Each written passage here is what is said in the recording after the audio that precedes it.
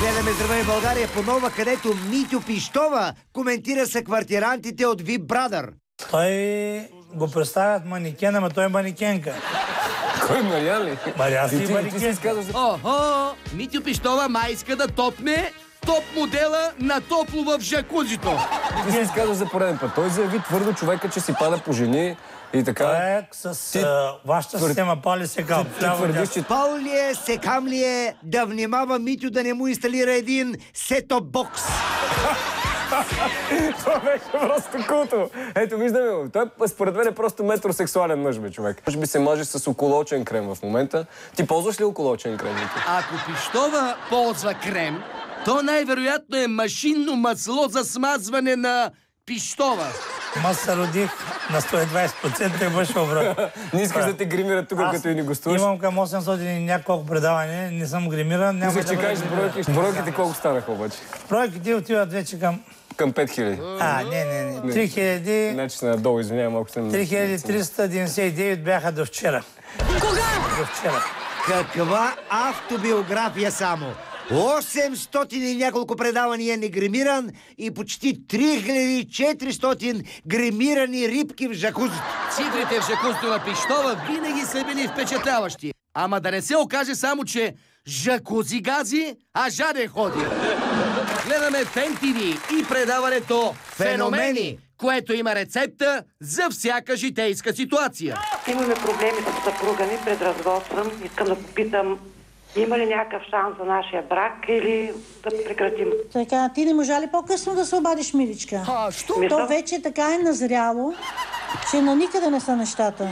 Леле, къде е бляла зрителката, та не си е решила проблемите овреме? Еми да, трябвало е само да вдигне телефонната слушалка. Колко време така си в тази... Ами ние еуфория сме заедно. Ей, това развода голем купон ще излезе. Така, веднага защо не звънна, мила, веднага, докато желязото е горещо? Как защо? Била е в еуфория. Защото вече сега това, което виждам, аз има захранване. Какво ли ще да е това захранване? Сигурно феноменално. Искам, моя код 18, да сложиш в едно пликче една лъжичка захар. Една лъжичка захар. Една лъжичка брашно. Една лъжичка брашно. 2 яйца. 2 яйца.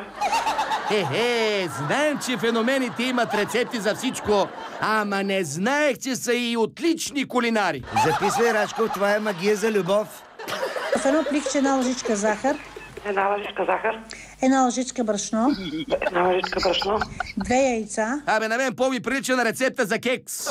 Сигурно с тая рецепта макардина се е свалили на времето. Така, правиш ли го? Така? Нали до вечера да го направим сега? Да, сега. Нали говоря по телефона след малко. Макрадина, моля ви, нека жената поне запише рецептата.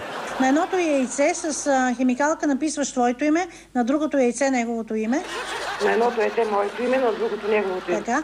Искам така да го сложиш това нещо, завързваш с червен конец. Такъв феноменален кек за любов и Ути не може да ти направи. Вие, уважаеми зрители, си запишете списъка с нужните продукти. Ето за този абсолютен постен кексосекс.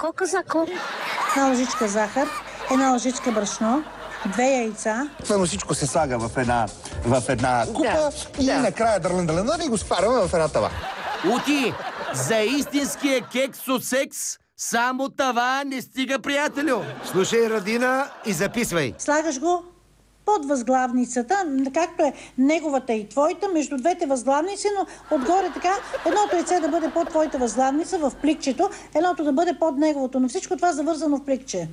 Ма ние вече не сме заедно за... Нищо бе, сложи го това, 2 възглавници, импровизирай, разбираш ли? Да. Импровизирай. Това е нещото, което е за събиране. Да, за събиране кексосекс. За развод да попитам?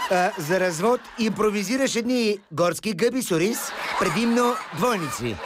Така, искам поне 1 час, естествено, така да полежиш върху тези възглавници. И до вечера към 21 часа искам да те чуя. Ама сега какво се случва след 21 часа? Ще разберем от една друга зрителка. Ами аз вчера ви се обадих, имам син Ивелин. Днеска съм ви пратила писмо и парите. Сега разбрали какво се случва след 21 часа? Разбрах, че феноменалният кекс излиза доста солен. Днеска съм ви пратила писмо и парите. Пловдивският общински съвет забрани ползването на животинска тяга и каруци на територията на целия град. Кога? Оня ден! Да видим как приеха тази новина хората, които в най-голяма степен са засегнати от решението на общинарите. За байта нас от пловдивската шекер махала, кобилата Роза и дъщеря и Кралица са център и смисъл на Вселената. С такива придворни байта нас си живее като крал? С тях живеем, с тях лягаме, с тях ставаме. И байта нас си ляга не с кокошките, а с конете. Ами да, на това се казва пълна къща. Та е много верна, ама тя е като кучка. С всеки не се занимава, само с мен. Всеки мъж иска поне малко кобилката му да е кучка в леглото, в обора. Ама да не се занимава с всеки, а само с него. Жената как ли ревнува ли от нея? Не може да ми ревнува. Жената не може да ми ревнува от конете. Аз мога да се отделя от нея, обаче от конете не. Рачков, след такова признание, според мен, жената на байта нас направо цвили от ревност.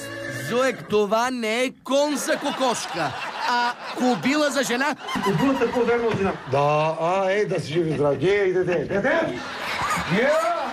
Нидева, байта насе, нидей подбива брака си кат конска подкомава. Една красива жена, една кола от 0 да ми дадат, кон искам. Скромността краси човека. Коня също. Други жители на Шекер махала обаче реагираха много по-гневно на забраната. Този път ще има убийство. Къде е това? Пише, че нямало животинско натягане в... Всяка държава го има това. Ма как бе, разбира се. Животинско натягане има във всяка държава. Аз лично съм виждал в Швейцария, Нова Зеландия и на Шанзелизе в Париж. Животинско натягане в... Всяка държава го има това. А край Empire State Building в Ню Йорк от каруци и коне не може да се размина. Това не основно. Други пък намират алтернативен транспорт и източник на доход. Сега в момента съм безработен и в момента работя такси. Оказва се, че немалко пловдивчани са в таксиметровия бизнес. Да си припомним. Аз работя като нелегално такси.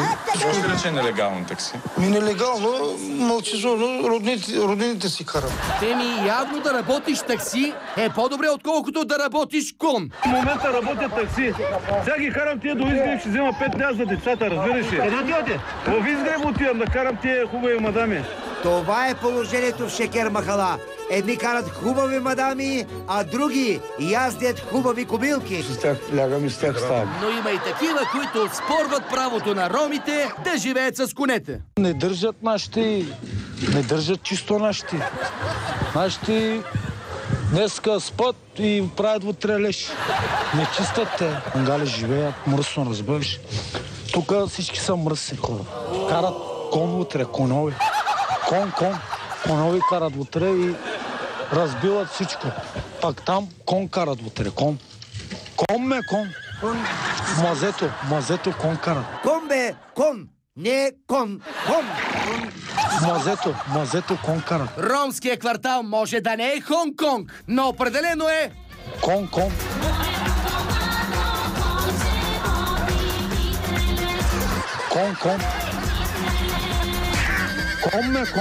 Впрочем, този конемразец ни е познат покрай Густо Мое Велков и пловдивските пийняци. Аз искам да стана шофьор. Шофьор на какво? На кола. На кола естествено. Няма да е шофьор на... Кон. Какво ще караш с тази кола? Кото има. Хора, момичета. Желязо, бакър, такива работи. Къде ще кандидатстваш, за да те приемат да изкараш курсовете? По шофьорска книжка, обаче громотен съм. И нека в края съвсем громотно да си представим двете гледни точки по въпроса с животинското натягане. С тях лягам и с тях ставам. Нашите днеска спът и правят вътрележ.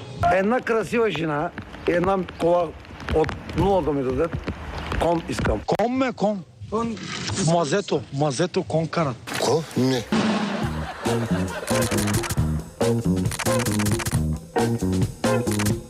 Вие Вие ги хващате. Ние ги пускаме. Ето и най-новите зрителски материали, които получихме от вас през последния месец. Започваме с едни доста чистолюбиви животинки. Бре, тия двамата ще ги викна вкъщи да извият и моите прозорци. Ама сигурно взимат скъпо. Не бе. За по 2 риби на ден даже и килера ще подредат. А дали пък не се опитват да протрият стъклото и да се измъкнат? Не, просто имат 2 билета за кино, а не са им останали дребни за пуканки.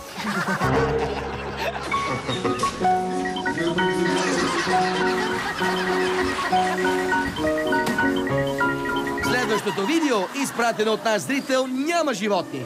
Но пък има човек, който се е направил на животни. Очевидно е кой взима трезвите решения в това семейство. Някои семейства теглят кредит, а други се теглят по улиците. Така е. Нали за това се женят хората, за да има кой да ти подаде ръка, когато си на земята? Или 2. И като стана дума за женитби, минаваме към следващото зрителско видео. Съгласна ли сте да сключите граждански брак с Мирослав Спасов? По-силничко? Да, не чувам. Булката е съгласна. Да чуем младоженеца. Мирослав Спасов, съгласна ли сте да встъпите в граждански брак с Деляна Виденова? Дали си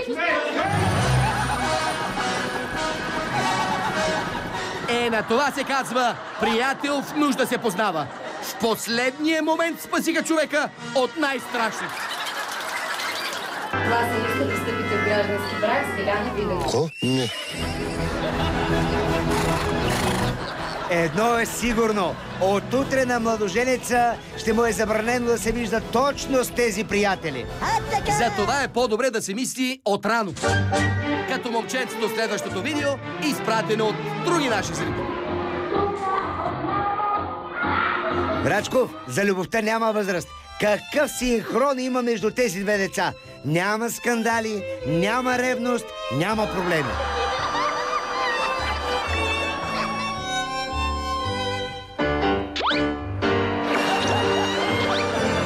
Няма, ама докато не се намеси трети човек във връзката. Ама след това ходи си оправай. Ако не спрат да го дърпат, сякаш ще трябва да се задоволи с половин момък. Бягай, младеж! Бяга, ама дойде и подкрепление. Май са съгласни да го делят на 3. Точно в такива съдбовни моменти човек разчита на верни приятели като тези.